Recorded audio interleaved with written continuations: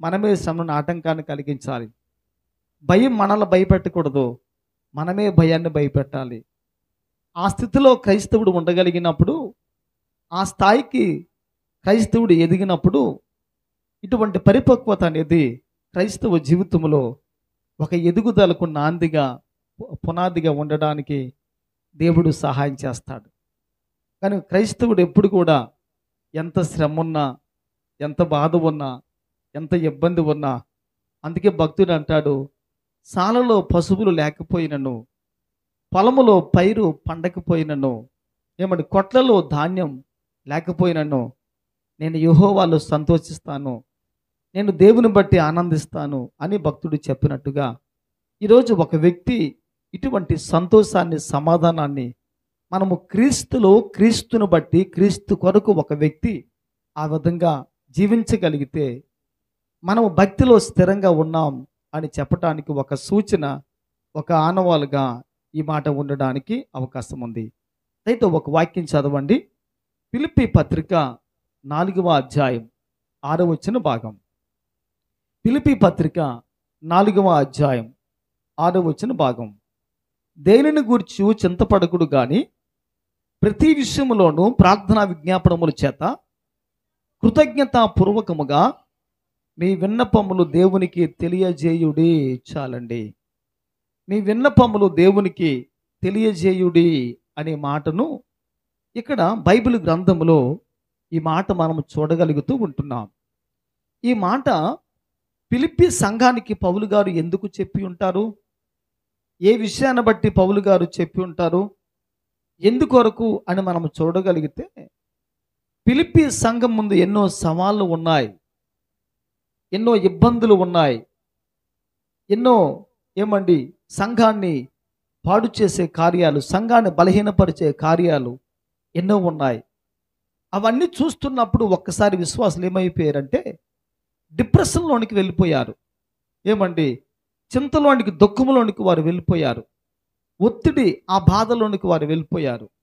ఎందుకు వచ్చిన స్థితి, ఎందుకు వచ్చిన బ్రతుకు, ఎందుకు వచ్చిన విశ్వాసం, ఎందుకు వచ్చిన ప్రార్థన, ఎందుకు వచ్చిన దేవుడు అనే ఆ స్థితిలో ఆ సంఘ సభ్యులు అనేక మంది ఆ విధంగా ఉంటున్నప్పుడు పౌలు గారు ఆ సంఘాన్ని దర్శించి, ఆ సంఘాన్ని చూసినప్పుడు, ఆ సంఘంలో సమస్తను పౌలు గారు కనుగొన్నప్పుడు ఆయన, మీరు దేనిని గురించి కూడా మీరు చింతపడకుడి అనే మాట అక్కడ మనకు కనబడుతూ ఉంది.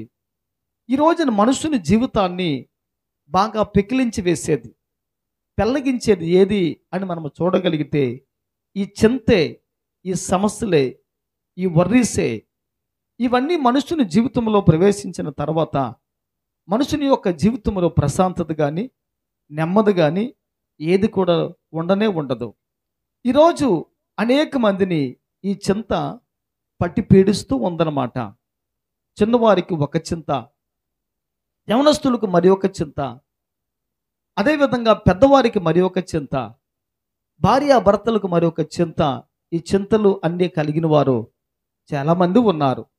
నాకు చింత లేదు, నాకు సమస్యలు లేవు, నేను హ్యాపీ, నాకు ఏ బీపీ లేదు అని అన్నవారు ఎవరు ఉన్నారా? ఎవరు కూడా ఇక్కడ లేరు. అందరికీ ఏదో ఒక సమస్య, అది చిన్నదో పెద్దదో, ఎక్కువో తక్కువో, స్త్రీకో పురుషునికో, ఈ ఇబ్బందులు ఇవన్నీ కూడా మనుషుని జీవితంలో ఉన్నాయి. కానీ వాక్యం అంటున్న మాట ఏంటంటే, మనుషుని జీవితంలో సమస్యలు వచ్చినప్పుడు ఆ సమస్యకు పరిష్కారం చింత కాదు, ఆ సమస్యకు పరిష్కారం దేవుని చెంత ఉంది అని ఈరోజు మనము గ్రహించి ఆలోచించాలి. అందుకని ఒక వ్యక్తి కష్టకాలంలో దేవుని దగ్గర మొరపెట్టుకుంటే, దేవుని దగ్గర మొరపెట్టే ఆ విధానం అనేది మనుషుడి జీవితంలో కృంగిపోకుండా, మనుషుని జీవితంలో విసిగి వేసారిపోకుండా, ఇంకా దిగజారిపోకుండా, ఆయన చెంత ఉన్న ఆ వ్యక్తులు, ఆయన సముఖంలో కనిపడుచున్న ఆ వ్యక్తులు దేవునిలో ఆ విధంగా సంతోషించడానికి పరిశుద్ధాత్మ దేవుడు సహాయం చేస్తాడు. ఈరోజు చదువుకున్న వారికి ఉద్యోగం లేదే అని చింత ఉంది. ఆ చదువులో ఉన్న వారికి చాలామంది చదువే ఒక పెద్ద భూతములా కనిపిస్తూ ఉందన్నమాట. అయ్యో ఫిజిక్స్, అయ్యో మ్యాథ్స్, ఏమండి, అయ్యో ఏమండి బీజెడ్సీస్ అలా ఉన్నాయి, గ్రూపులు ఉన్నాయి కదా, ఇవన్నీ కూడా ఆ మనుషుని ముందు భూతంలా కనబడుతూ ఉంటాయి. ఇవన్నీ మనుషుని బాధ పెడుతూ ఉంటాయి. పెళ్ళైపోయిన తర్వాత మరొక బాధ. ఈమెను ఏ విధంగా అంతవరకు ఏడ్చాలి, ఈమెను ఏ విధంగా తీసుకొని వెళ్ళాలి. పెళ్ళైన వారికి పెళ్లి గురించి బాధ. అదేవిధంగా ఒక ఉద్యోగం సాధించినట్లయితే ఆ ఉద్యోగం వచ్చిన తర్వాత వారికి ఉన్న బాధ మరొక విధంగా ఉంది. వారికి ఉన్న బాధ మరొక రకంగా మనం చూస్తూ ఉంటున్నాం. ప్రియమైన దైవ జనాంగమా, ఒక్కసారి మీరు జ్ఞాపకం చేసుకొని ఆలోచించాలి. దేవుని సన్నిధిలో ప్రభు పాదముల చెంత ఈరోజు ఒక వ్యక్తి కుటుంబంగా ఆ విధంగా మార్చబడితే ఆ సమస్య ఉంది. ఒక వ్యక్తి ఉద్యోగం రాకపోతే ఒక సమస్య, వచ్చిన తర్వాత మరి ఒక సమస్య. ఉన్నా సమస్యే, లేకపోయినా సమస్యే.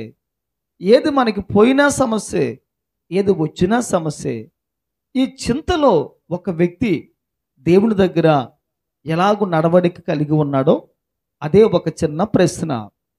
అన్నీ ఉన్నప్పుడు happy, rejoice in the lord అనే పాట మనం పాడుకుంటాం. ఇది ఏమీ లేనప్పుడు రిజాయిస్ ఇన్ ద లార్డ్ అనే మాట మనం అనగలమనంటే అనలేం, అనలేం. మన నోటి ద్వారా ఈ మాట రాదు. ఆ మాట మన నోరు పలకటానికి, ప్రోత్సహించడానికి నోరు కూడా సరిపోదు, ముందుకు రాదు. ఎందుకంటే ఎన్నో కష్టాలు, ఎన్నో శ్రమలు మనుషుని జీవితాన్ని అణిచివేస్తూ ఉంటాయి. మనుషుడు దేవుని సన్నిధిలో బలహీనంగా ప్రార్థనకి వెళ్ళినా ప్రార్థన రాదు, మోకరించినా మోకరించలేం, ఏకాగ్రత పెట్టినా పెట్టలేం, మనస్సు నిలపలేం, మనం ప్రభు మీద మనసును లగ్నము చేయలేం. ఈ రోజున ఇన్ని సంవత్సరాల్లో క్రైస్తవుడు ఏ విధంగా ఉండాలి, ఏ విధంగా జీవించాలి, ఇన్ని సమస్యలకు పరిష్కారం మన జీవితంలో ఎక్కడ ఉంది అని మనం ఆలోచన చేసినట్లయితే బైబిల్ అంటున్న మాట ఏంటంటే, ఈ భూ ప్రపంచంలో, హోల్ వరల్డ్, ఈ భూ ప్రపంచంలో ఏ మనుషుడు కూడా నమ్మదగిన వాడు కానే కాదు అని ప్రభు చెప్పాడు. అందుకే దావీదు అంటాడు, దేవా నీవు ఎంతైనా నమ్మదగిన వాడు, ఎంత నమ్మితే అంత, ఎంత నమ్మగలిగితే అంత నమ్మదగిన దేవుడు నా దేవుడు అని చెప్పి భక్తుడు ఆ విధంగా నమ్మకాన్ని గురించి, నమ్మకత్వాన్ని గురించి, నమ్మిన వాని గురించి దేవుడు అంత బరువైన విలువైన మాటలు భక్తుడు ఆ విధంగా మాట్లాడుతూ ఉంటున్నాడు. నీ విషయంలో దేవుడు నమ్మదగిన వాడే, నీ విషయంలో దేవుడు నమ్మకమైన వాడే. మరి నీవు దేవునికి నమ్మకంగా ఉన్నావా? ఒక్కసారి మనం ఇద్దరు మన జ్ఞాపకం చేసుకొని ఆలోచించాలి. ఈ ప్రశ్న అంతా, ఈ సమస్యలన్నీ కూడా అక్కడే ప్రారంభమవుతున్నాయి, అక్కడే ఉత్పన్నమవుతున్నాయి. ఎందుకో తెలుసా? మనుషుడు దేవుని సన్నిధిలో సక్రమంగా సరి అయిన విధంగా లేనందువల్ల కొన్ని సమస్యలు మన అపరాధాన్ని బట్టి, మన స్వయంకృత అపరాధాన్ని బట్టి కొన్ని వస్తూ ఉంటాయి. కొన్ని సమస్యలు మనమే తెచ్చుకుంటాం, కొన్ని సమస్యలు మన భక్తికి పరీక్షగా వస్తూ ఉంటాయి. ఏ సమస్య మన జీవితంలో వస్తుందో ఒక్కసారి జ్ఞాపకం చేసుకొని మనం ముందుకు సాగాలి, మనం ముందుకు వెళ్ళాలి. అయితే ఈ ఫిలిప్పీ పత్రిక ఈ 4వ అధ్యాయం ఈ 6వ వచన భాగాన్ని మనం చూడగలిగితే దేనిని గురించి కూడా ఒక వ్యక్తి చింతపడద్దు అని దేవుడు ఎందుకు చెప్పాడు అని మనం చూడగలిగితే, ఒక వ్యక్తి ఒక సమస్య గురించి చింతిస్తూ ఉంటే ఆ చింత ఈ మనుష్యుని మనస్సులో ప్రవేశించి ఈ చింత చిన్నదిగా నీలో ప్రవేశిస్తుంది. అది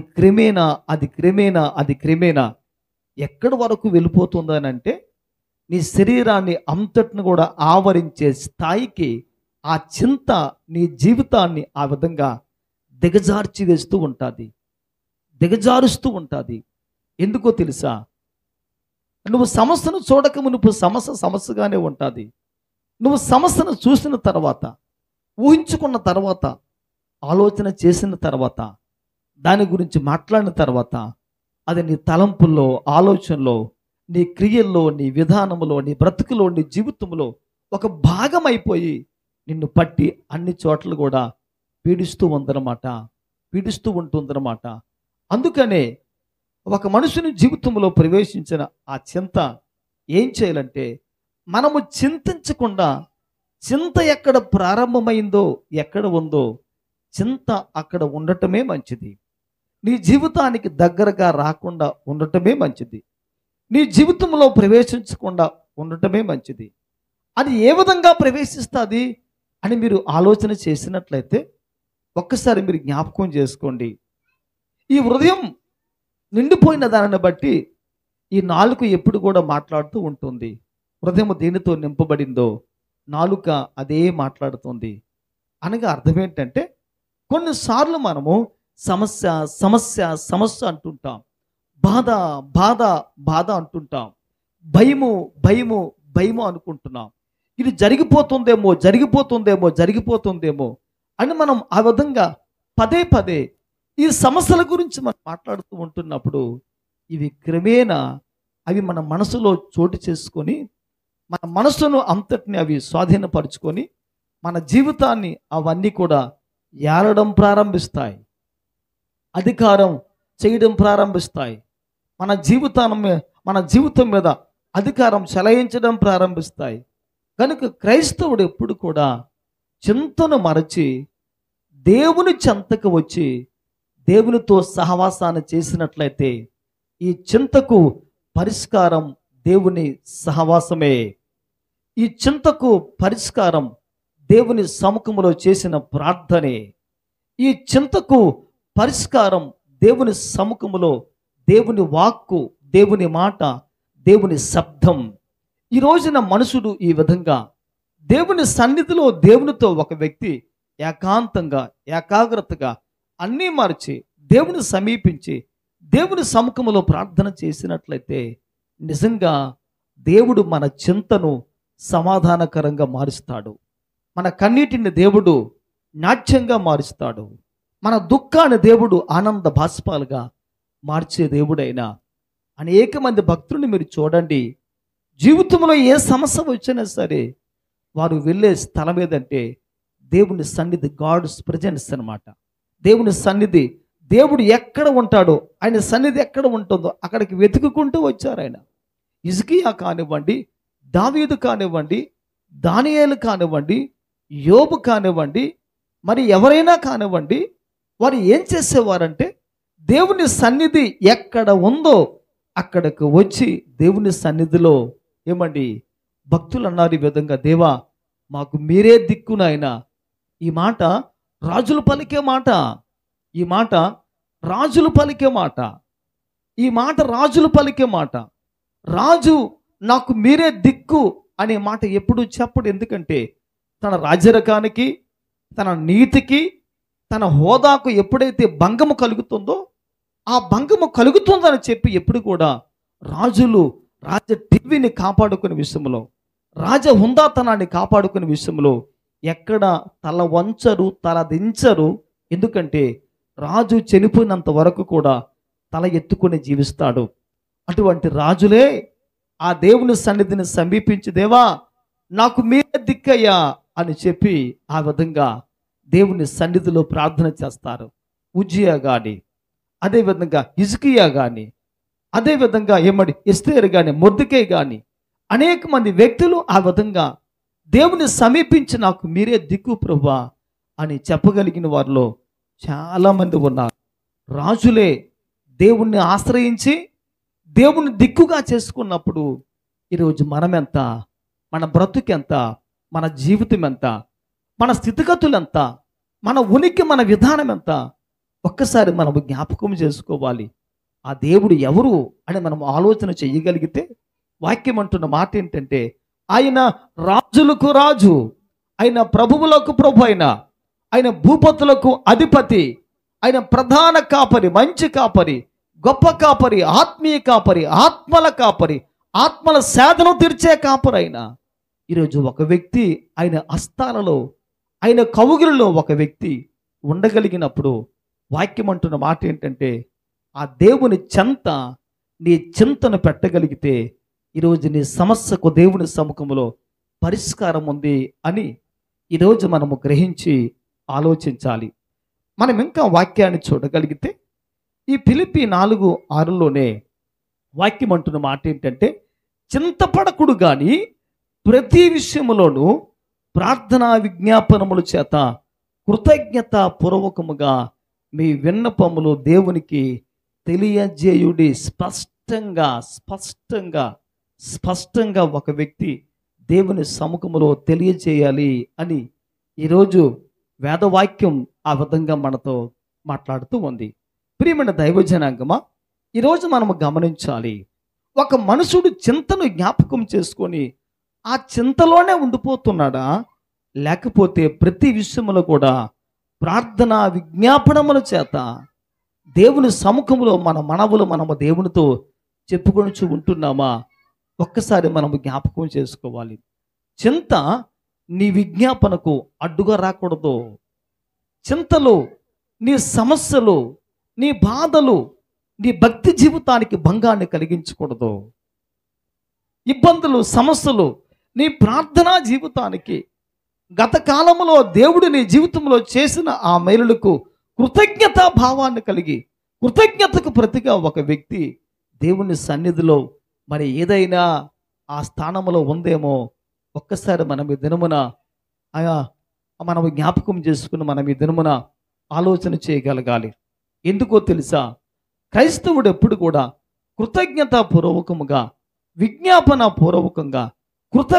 విజ్ఞాపన చేస్తూ దేవుని సన్నిధిలో అటువంటి ప్రార్థన ఎప్పుడు కూడా చేయాలి అని దేవుని వాక్యం ఆ విధంగా సెలవిస్తూ ఉంది. ఇక్కడ ఒక మంచి మాట ఉంది. ఆ మాట ఏంటంటే, ప్రార్థనా విజ్ఞాపనముల చేత. ఏమండి, మేమే సమస్యలతో బాధపడుతున్నాం, సమస్యలలో ఉన్నవారి కొరకు ప్రార్థించాలా? మేమే కన్నీటితో ఏమంటే బాధపడుతున్నాం, మా కన్నీళ్ళు తుడిచేవారు లేరు, కన్నీళ్లు కార్చేవారి కొరకు మీరు ప్రార్థించమంటారా అని మీరు అడిగినట్లయితే దేవుని వాక్యం అదే సెలవిస్తూ ఉంది. యోబు బాధలో ఉండి, యోబు శ్రమలో, నష్టములో, కష్టములో ఉండి తన స్నేహితుల కొరకు యోబు ప్రార్థన చేసినప్పుడు యోబు క్షేమమును దేవుడు తిరిగి మన స్థితిని అంతటిని కూడా యోబుకు దేవుడు మరలా దయచేసి యోబును తన స్నేహితులు కూడా దీవించబడే విధంగా దేవుడు సహాయం చేస్తూ వచ్చాడు.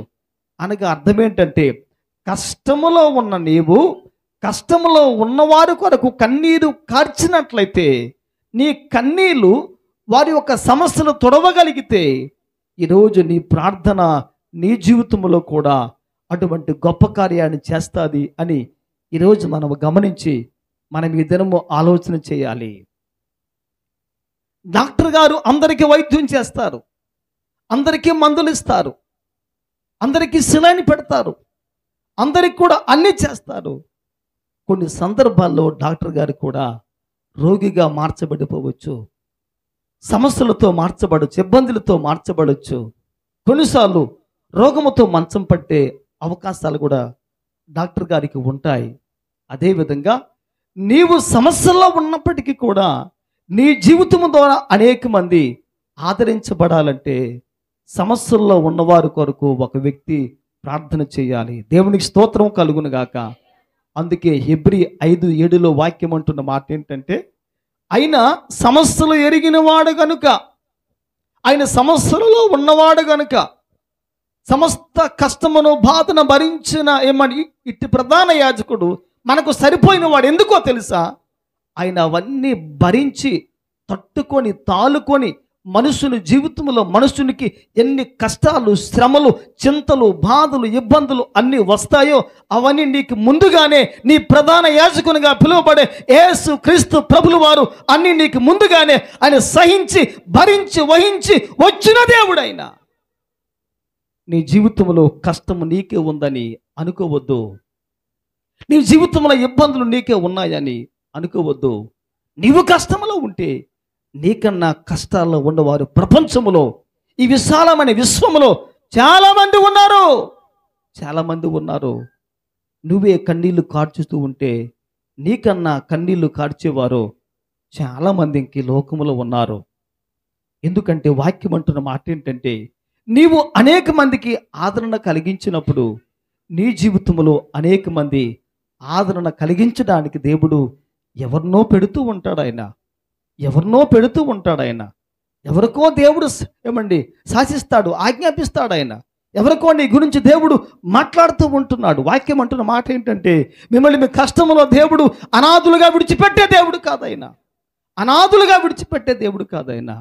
ఆయన నీ జీవితంలో నీకు తోడుగా తల్లి, తండ్రి, బంధువులు, స్నేహితులు, కట్టుకున్న భర్త, తోబుట్టువులు, నీ సొంత వారు, నీ ఇంటి వారు, నానేవారు నిన్ను విడిచిపెట్టి వెళ్ళినా సరే నీ దేవుడు మాత్రం అందరికన్నా గొప్పవాడు అని ఎప్పుడు కూడా నువ్వు నీ జీవితంలో మర్చిపోకూడదు. ఈరోజు వాక్యం మన తావేదంగా మాట్లాడుతూ ఉంది. కనుక వాక్యం అంటుంది ప్రార్థనా విజ్ఞాపనముల చేత కృతజ్ఞతాపూర్వకముగా మీ విన్నపములు దేవునికి తెలియచేయుడి.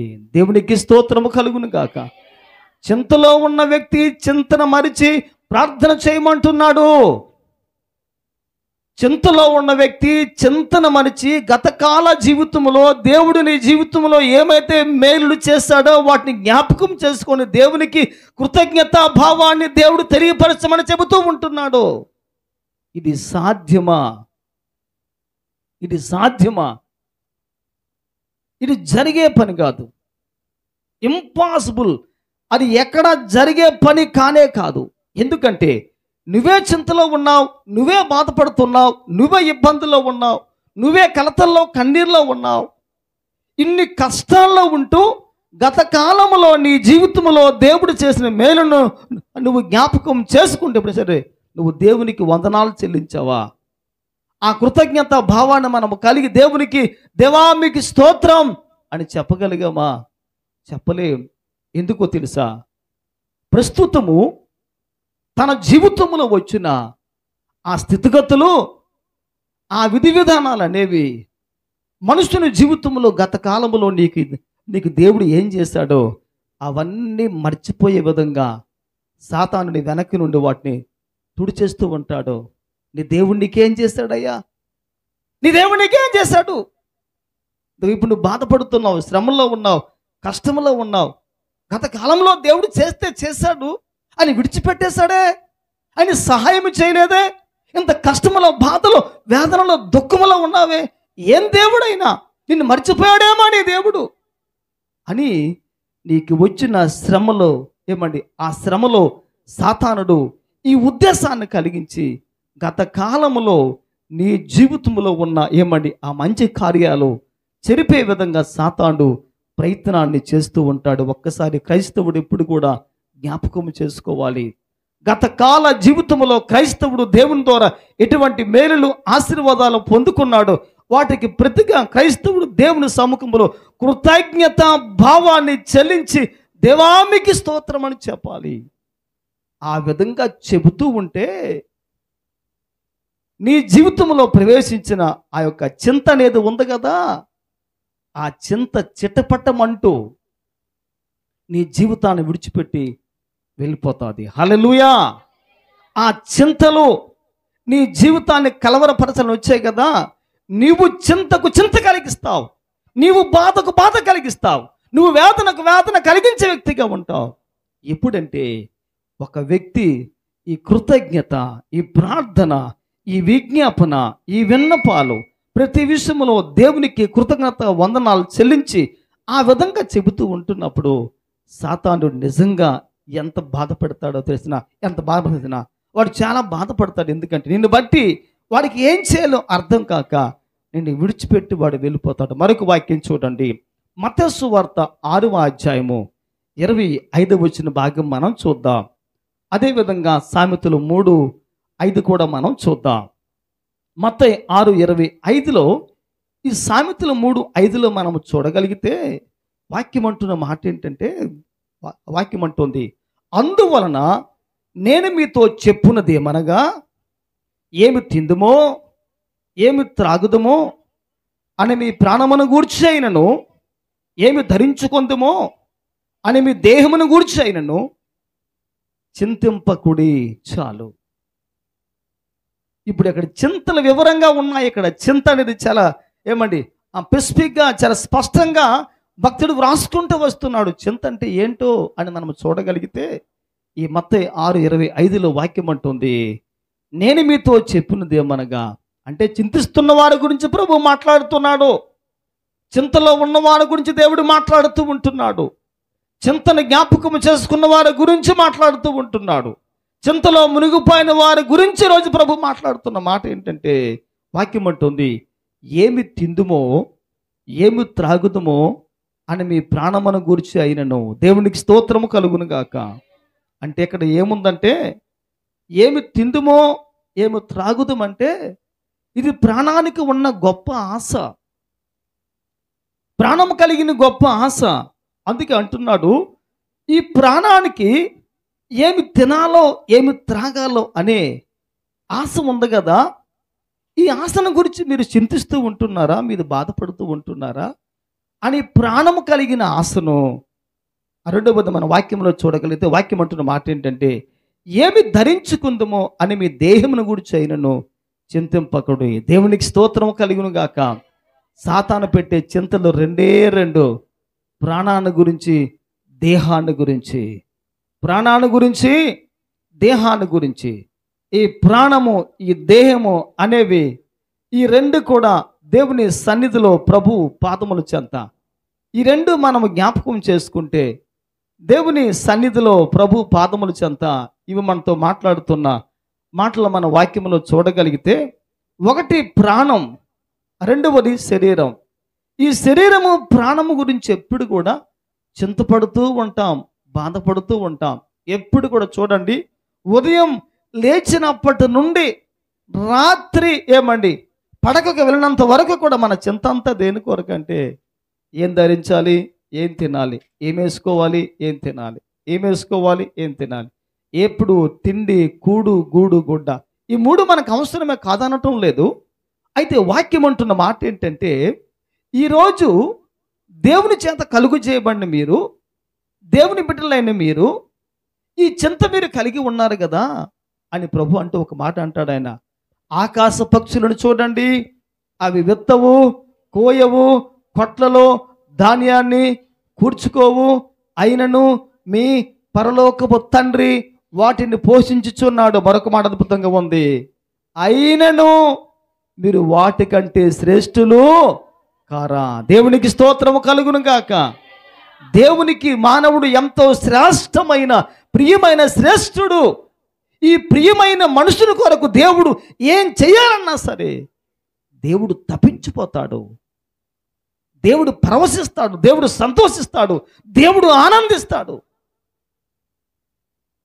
వాక్యం అంటున్న మాట ఏంటంటే, నీ దేవుడు నీకు కాక మరి ఇంకెవరికి చేస్తాడో, నీ ప్రభు నీకు ఇవ్వక మరి ఎవరికి ఇస్తాడు ఆయన? నీ జీవితంలో దేవుడు అద్భుతం చేయక ఎవరి జీవితంలో చేస్తాడు ఆయన? ఒక్కసారి జ్ఞాపకం చేసుకో దైవజనాంగమా, ఒక్కసారి మనం జ్ఞాపకం చేసుకోవాలి.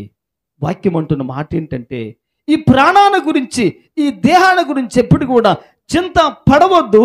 ఆ చింతను ప్రక్కన పెట్టండి.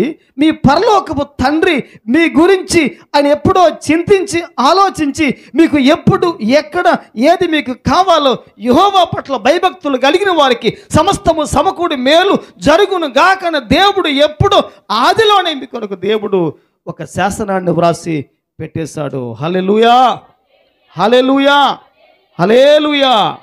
అందుకనే సామెత అందుకే మత్తయి 6:25లో వాక్యం అంటున్న మాట ఏంటంటే, మీరు చింతించకూడదు.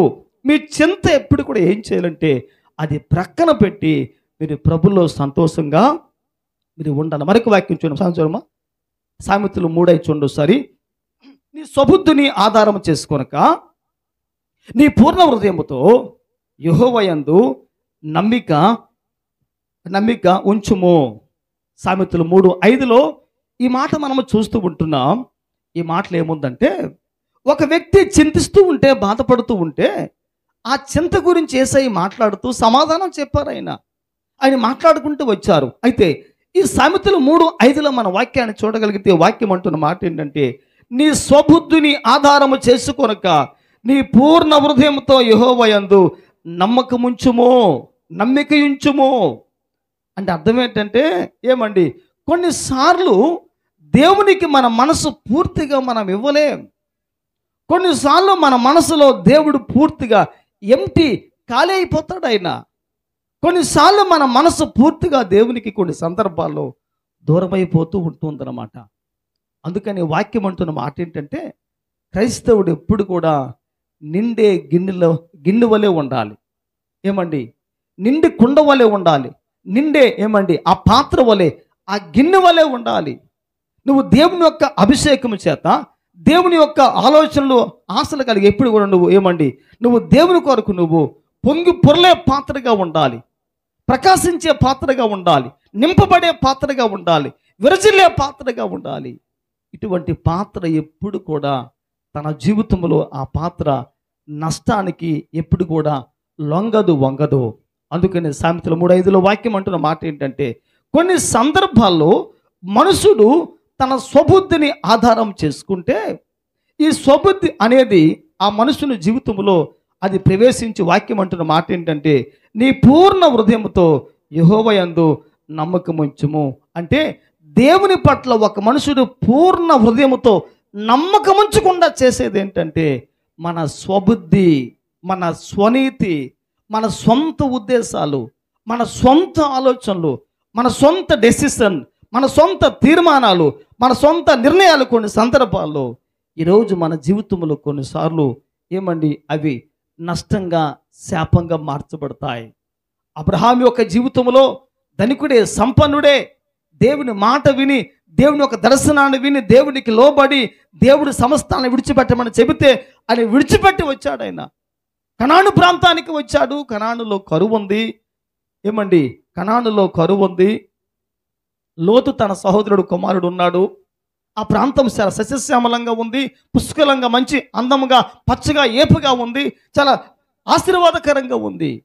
కానీ కొంతకాలానికి వాక్యం అంటున్న మాట ఏంటంటే, లోతు కాపరులకు, అబ్రహాము కాపరులకు కలహం వచ్చినందున అబ్రహాము పిలిచి అంటాడు ఈ విధంగా, అయ్యా మన ఇద్దరము కలిసి జీవించలేం.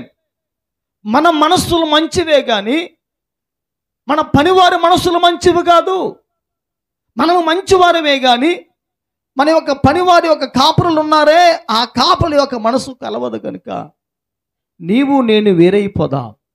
ఆస్తి పెరిగింది, ఐశ్వర్యం పెరిగింది, ఏమండి సమస్తము కలిగి ఉన్నాం కనుక నువ్వు ఏ ప్రాంతానికి వెళ్తావో ఆ ప్రాంతానికి వెళ్ళని చెప్పి అబ్రహాము లోతునకు సలహా ఇచ్చాడు, ఆలోచన ఇచ్చాడు. ఎంచుకునే స్వేచ్ఛను, ఆపర్చునిటీ, అవకాశాన్ని లోతుకు దయచేశాడు. అయితే వాక్యం అంటున్న మాట ఏంటంటే, సొదొమ పట్టణం పచ్చని ఏదైనా తోట వలె ఉందని చెప్పి, సౌఖ్యము క్షేమం ఉందని చెప్పి, దూరంగా ఉందని చెప్పి, ఆ చూసినప్పుడు పచ్చగా ఉందని చెప్పి ఆ ప్రాంతానికి వెళ్ళాలి అని చెప్పి లోతు అబ్రహాము నుండి వేరైపోవాలి అని ఆలోచన కలిగి కనాను ప్రాంతంలో కరువు కారణాన్ని బట్టి కనాను ప్రాంతాన్ని విడిచిపెట్టి వెళ్ళిపోవాలి అని ఉద్దేశాన్ని కలిగి యావదాస్తితో పశువుల మందలు, దాసదాసీలు అందరూ కలిసి తీసుకొని ఆ ప్రాంతానికి వెళ్ళిపోయాడు. అయితే వాక్యం అంటున్న మాట ఏంటంటే, అబ్రహాముతో కలిసి ఉన్నప్పుడు లోతు జీవితంలో అంత ఆత్మీయతే, ఏ లోటులు లేవు, ఏ వెలితి, ఏ కష్టం, ఏ కన్నీళ్ళు, ఏ బాధ, ఏ ఇబ్బంది లేదు, ఏ సమస్యలు లేవు, ఏ శోధన లేదు. దేవుని సన్నిధిలో అన్నీ కలిగి ఉన్నాడు, ఆశీర్వాదకరంగా ఉన్నాడు. దేవుని సన్నిధిలో క్షేమము, నెమ్మది, సంతోషం, శాంతి, సమాధానం ఇవన్నీ కలిగి ఉన్నాడు. అయితే ఒక్కసారి జరిగిన సంగతి ఏంటంటే, సొదొమ వలె ఉంది కదా, ఏదైనా వలె పచ్చగా ఉంది కదా, సౌఖ్యంగా క్షేమముగా ఉంది కదా. అయితే ఆ విధంగా ఉంటున్నప్పుడు లోతు అనుకున్నాడు, నా జీవితంలో కరువు లేదు, ప్రైజ్ గాడ్ అనుకున్నాడు. నా జీవితంలో ఇబ్బంది లేదు అని అనుకున్నాడు. అయితే వాక్యం అంటున్న మాట ఏంటంటే, లోతు యొక్క తీర్మానం దేవుడిచ్చిన తలంపు, ఆలోచన కాదు, తన సొంత నిర్ణయాన్ని బట్టి,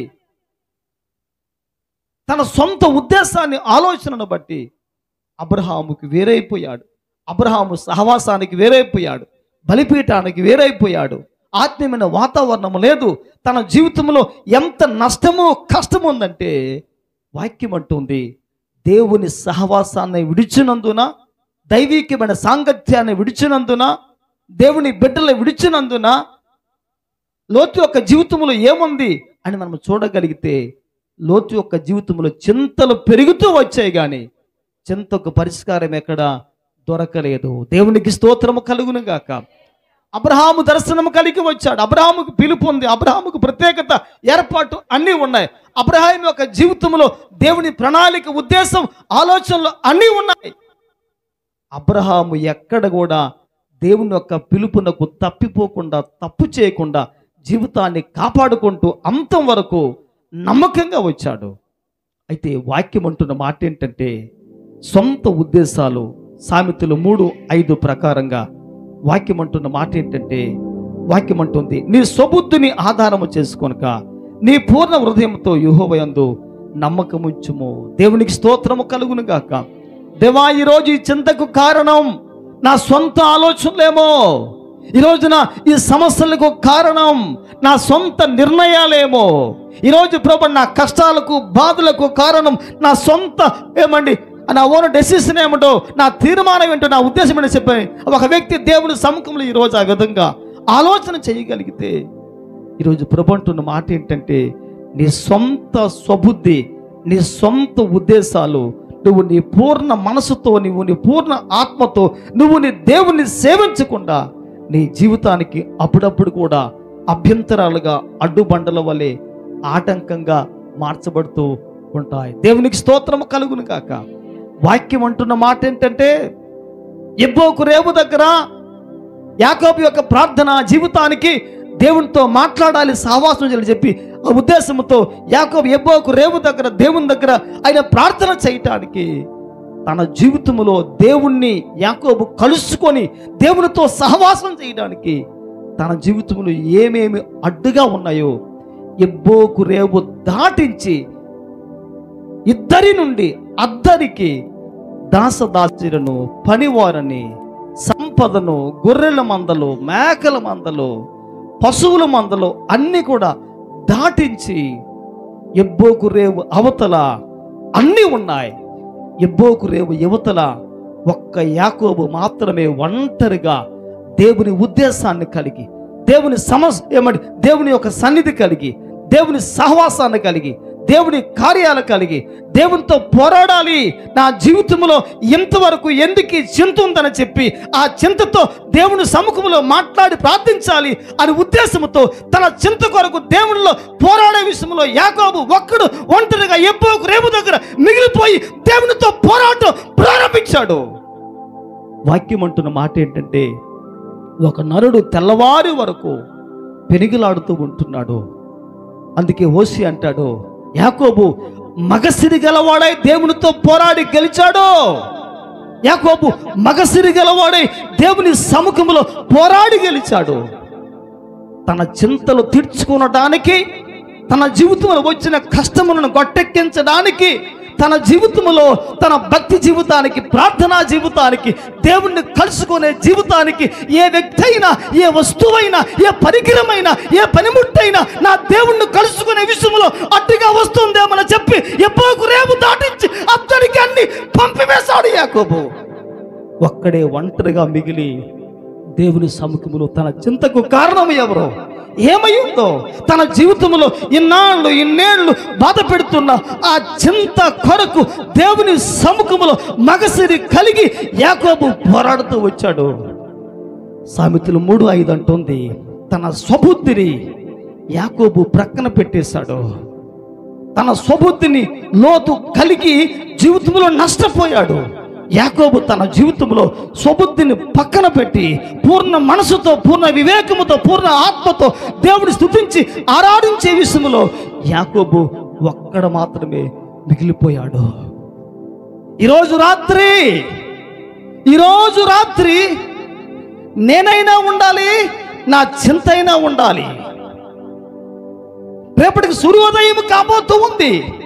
ఆ సూర్యోదయ కాలంలో, ఆ ఉదయకాల సమయానికి నేనైనా ఉండాలి, నా సమస్యలైనా ఉండాలి, నేనైనా ఉండాలి, నా చింత అయినా ఉండాలి, రేపు ఉదయానికల్లా ఎవరో ఒక్కరే ఉండాలి ప్రభువా అని చెప్పి దేవుని సముఖంలో యాకోబు ఆ విధంగా పోరాడి గెలిచాడు. వాక్యం అంటున్న మాట ఏంటంటే, యాకోబు ఆ రాత్రి అంత గడిపి అద్దరికి వెళ్ళినప్పటికి వాక్యం అంటున్న మాట ఏంటంటే, సూర్యోదయం అయ్యను అని వాక్యం సెలవిస్తుంది. ఆ ఉదయకాల సమయంలో ఆ సూర్యకాంతిలో యాకోబు ఒక్కడే ఒంటరిగా కనిపించాడు. యాకోబు జీవితంలో ఇన్నేళ్ళు ఉన్న పగ, ద్వేషం, ఈర్ష స్వభావాలు, మరణం, భయము, భీతి, చింత, బాధ అవన్నీ కూడా విడిచిపెట్టి ఒక రాత్రి యాకోబు జీవితంలో రూపాంతరపరచబడ్డాడు. జీవితాన్ని మార్చుకొని ఒక్కడ మాత్రమే మిగిలిపోయాడు. వాక్యం అంటుంది ఫిలిప్పీ 4:6 దేనిని గురించి మీరు చింతపడకండి, మీ చింత యావత్తు ఆయన మీద వేయండి. ఇక్కడ వాక్యం అంటుంది, ఈ 1 పేతురు 5:7 వాక్యం అంటున్న మాట ఏంటంటే, మిమ్మల్ని గురించి చింతించేవారు ఒకే ఒకరు ఉన్నారు. ఆయన ఎవరంటే, నీవు నమ్మిన దేవుడు, నువ్వు ప్రేమించిన దేవుడు, నువ్వు ఆరాధించిన దేవుడు. మీ చింత యావత్తు కూడా యాకోబు వలె ఆయన మీద వేసి ఒక వ్యక్తి దేవుడి సముఖంలో ఈ విధంగా ప్రార్థన చేయగలిగితే, ఈ విధంగా దేవుడితో సమయాన్ని గడపగలిగితే నిజంగా దేవుడు కార్యాన్ని చేస్తాడు మన జీవితంలో. దేవుని స్తోత్రం కలుగును గాక.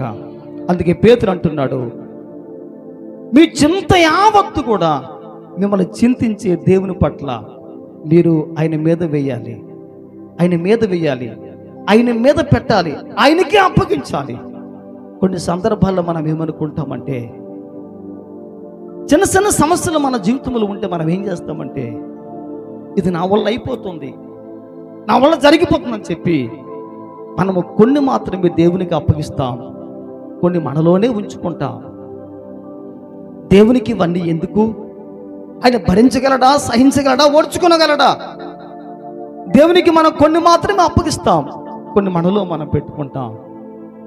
వాక్యం అంటుంది, కాలానుగుణంగా ఆ చిన్న సమస్యలే, ఆ కొన్ని సమస్యలే నీ జీవితంలో పెరిగి పెద్దవై ఆ సమస్య కూడా దేవునికి అప్పగించే స్థాయికి వచ్చేస్తుంది.